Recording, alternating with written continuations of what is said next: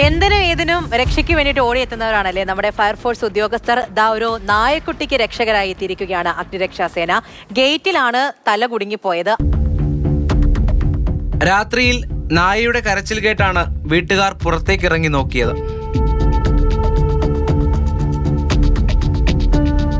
നായക്കുട്ടിയെ രക്ഷപ്പെടുത്താൻ വീട്ടുകാർ ആവുന്നത് ശ്രമിച്ചു. ഒടുവിലാണ് അഗ്നിരക്ഷാസേനയുടെ സഹായം തേടിയത്. ആറ്റിങ്ങൽ സ്വദേശിയായ സുശീലന്റെ വീട്ടിൽ നിന്ന് ഭക്ഷണം കഴിച്ച ശേഷം തിരികെ ഗേറ്റിലൂടെ കടക്കാൻ ശ്രമിക്കുമ്പോഴാണ് നായയുടെ തല കുടുങ്ങിയത്.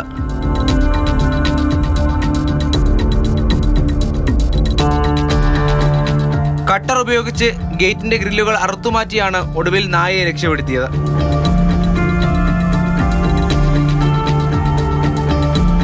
ഒരു പരിക്കുമില്ലാതെ അങ്ങനെ നായക്കുട്ടിയെ പുറത്തെത്തിച്ചു.